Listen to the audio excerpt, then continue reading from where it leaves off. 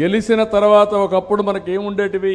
Panchayat meeting పెట్టేవాళ్ళం, mandal ఈ minutes అక్కడికి వెళ్ళేటివి, అది అయిన తర్వాత జిల్లా మండల మినిట్స్ వెళ్ళేటివి, ప్లానింగ్ బోర్డు మీటింగ్ ముందు రోజున పార్టీ మీటింగ్ పెట్టి ఆ సమస్యలని మంత్రి రాసుకొని ప్లానింగ్ బోర్డులు చేసేవాడు. ఇప్పుడు అన్నీ మీరు అదృష్టం ఏంటంటే ఆన్లైన్ మెంబర్షిప్ పెడితే 1 కోటి మంది చేరిపోయారు. అది తెలుగుదేశం పార్టీ పైన ఉండే విశ్వాసం. ఎప్పుడూ లేదు. ఆన్లైన్లో 1,02,00,000 అయ్యారు. చరిత్ర. అది చూస్తే ఆనందం.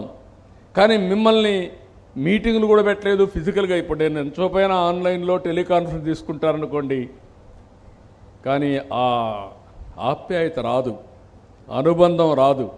మిమ్మల్ని చూస్తూ మాట్లాడేది ఎక్కడో ఆన్లైన్లో మాట్లాడేది. నేను మాట్లాడినప్పుడు మీరంతా కూడా ఏం చేస్తారంటే మ్యూట్లో పెట్టేసి మీ పని మీరు చేసుకుంటూ ఉంటారు. ఇవి కూడా కొంచెం జరుగుతూ ఉంటాయి. అంటే నేనని కాదు, ఎవరైనా సరే అటెన్షన్ డైవర్ట్ అవుతుంది. ఇప్పుడు అట్లా కాదు, ఇక్కడ వచ్చి చూసాం మా నాయకుడు ఏం చెప్తాడో వింటారు. మీరు విన్న తర్వాత అర్థం చేసుకుంటారు. ఎప్పుడు కూడా ఫిజికల్ మీటింగులే, వర్చువల్ మీటింగులే. ఈరోజు మనం కూడా పార్టీ ఆర్గనైజేషన్లో కొన్ని రెవల్యూషనరీ చేంజెస్ కూడా తీసుకొచ్చాం. ఆ విషయం కూడా మీరు గుర్తుపెట్టుకోవాలి. ఆ రెవల్యూషనరీ చేంజెస్ మీరు చూస్తే ఏదైతే ఎన్నికల్లో ఓట్లు సంపాదించడం చాలా ముఖ్యం, సమస్యలపైన క్యాంపెయిన్ చేయడం ఎంత ముఖ్యమో, కానీ ఫోకస్ చేసి మీ పరిధిలో ఓట్లు సంపాదించడం అంతే ముఖ్యమనే ఉద్దేశంతో కొత్తగా క్యూబ్స్ వ్యవస్థ తీసుకొచ్చాం. క్లస్టర్ 25 బూతులు, యూనిట్ 5 బూతులు, బూత్ ఒక్కొక్క బూత్కి కేఎస్ఎస్ 2 పేజీలు, ఇవి తీసుకొచ్చాం. ఇప్పుడు ఇక్కడ నేను చూశాను, మా ఆడబిడ్డ ఒకే ఆడబిడ్డ ఉంది.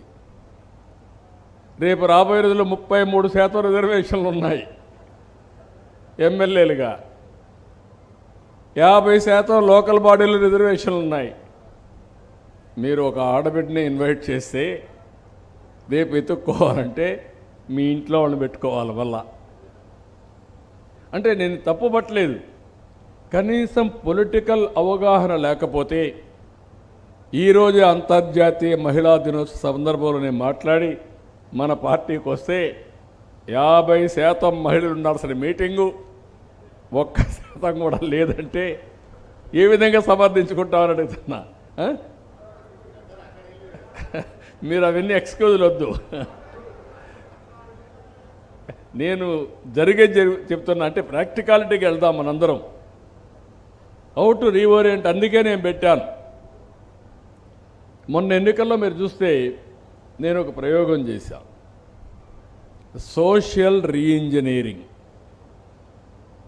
తెలుగుదేశం పార్టీ ఎప్పుడు కూడా సోషల్ రీఇంజనీరింగ్ చేసుకుంటా వస్తున్నాం. మన నాయకుడు ఎన్టీ రామారావు గారు ఉన్నప్పటి నుంచి మొట్టమొదటిసారిగా బీసీలకు ప్రాధాన్యత ఇచ్చిన పార్టీ తెలుగుదేశం పార్టీ, మాదిగలకు ప్రాధాన్యత ఇచ్చిన పార్టీ తెలుగుదేశం పార్టీ, బడుగు బలహీన వర్గాలని పైకి తీసుకొచ్చిన పార్టీ, ముస్లిమ్స్ కానీ ఎస్సీస్ కానీ ఎస్టీలు కానీ పైకి తీసుకొచ్చిన పార్టీ తెలుగుదేశం పార్టీ. అదే సమయంలో మీరు ఒకసారి చూస్తే మొన్న ఎన్నికల్లో నేను ఆలోచించింది, వీలైనంత వరకు ఒకటేసారి సాధ్యం కాదు కానీ జనాభా దామాషా ప్రకారం అన్ని కులాలకు న్యాయం చేయాలనే ఉద్దేశంతో ప్రయత్నం చేశాను.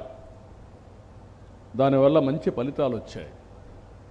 నేను కొన్ని నియోజకవర్గాల్లో పైలట్గా స్టడీ చేస్తున్నా. ఎక్కడైతే పార్టీ యంత్రాంగం కూడా సోషల్ రీఇంజనీరింగ్ చేశారో అక్కడ ఫలితాలు వస్తున్నాయి. ఒక ప్రత్యేకమైన పరిస్థితి మీరు చూస్తే కింది లెవెల్లో కేఎస్ఎస్లో అన్ని కులాలు వస్తున్నారు, దామాషా ప్రకారం వస్తున్నారు. బూత్కి వస్తే కొంచెం తగ్గుతున్నారు, యూనిట్కి వస్తే ఇంకా తగ్గుతున్నారు, క్లస్టర్కి వస్తే తగ్గిపోతున్నారు, జిల్లా పార్టీ తగ్గుతున్నారు, రాష్ట్ర పార్టీ తగ్గిపోతున్నారు. అంటే ఇక్కడ మనం గుర్తుపెట్టుకోవాల్సింది, సమర్థవంతమైన నాయకత్వాన్ని తయారు చేసుకోవడంలో మనం వెనుకబడుతున్నాం. మొన్న జరిగిన ఎన్నికల్లో 93% ఓటు శాతం సీట్లు గెలవడానికి కారణం తెలుగుదేశం పార్టీలో క్యూబ్స్ అనేది వండర్ఫుల్గా పనిచేసింది, బాధ్యతగా పనిచేశారు, చాలా బాగా పనిచేశారు. మిమ్మల్ని అందరినీ ఆ క్యూబ్స్లో పనిచేసిన ప్రతి ఒక్కరిని మనస్ఫూర్తిగా అభినందిస్తున్న ధన్యవాదాలు. నేను అందుకనే ఆ రోజు ఒక మాట చెప్పాను, క్యూబ్స్ అనే వ్యవస్థ, పార్టీ వ్యవస్థ రెండు ఉన్నాయి. గౌరవం ఇవ్వడానికి పార్టీ, మీ హోదా పెంచడానికి పార్టీ. క్యూబ్స్ అనేది మీ బాధ్యతను మెజర్ చేయడానికి క్యూబ్స్. అది ప్రతి ఒక్క వ్యక్తి, రాష్ట్ర పార్టీ అధ్యక్షుడిగా ఉండే వ్యక్తి కూడా క్యూబ్లో పనిచేయాలని చెప్పాను.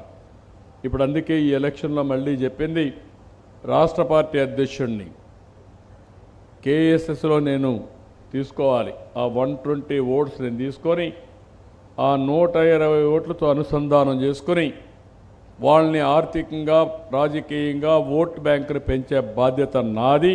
అప్పుడే నేను ఎలిజిబుల్. ఎమ్మెల్యేలు, ఎంపీలు మేమందరం ఆ పని చేస్తే మీరు నాయకులందరూ కూడా ఎక్కడున్నా, ఏ పదవి ఉన్నా, కార్పొరేషన్ ఉన్నా, ఎమ్మెల్సీ ఉన్నా, క్యూబ్స్లో క్లస్టర్ యూనిట్ బూత్లో కంపల్సరీగా ఒక పదవిలో మీరు ఉండాలి. అప్పుడే వాస్తవానికి దగ్గరగా మన ఆలోచనలు ఉంటాయి. అట్లా కాకుండా ఊహాగానాల్లో ప్రజలు ఏమనుకుంటారో తెలియకుండా మనం మాట్లాడితే దానివల్ల ఇబ్బందులు వస్తాయి. ఈసారి ఇంకొక సిస్టమ్ కూడా తీసుకొచ్చాం.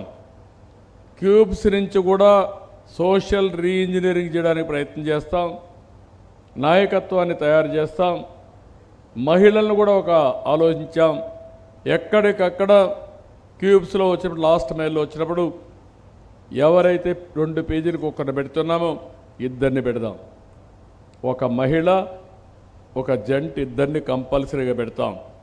అప్పుడు దగ్గర ఒక 4 లక్షల మంది మహిళా కార్యకర్తలు వస్తారు పార్టీలో. 4 లక్షల మంది మగవాళ్ళు ఉంటాయి.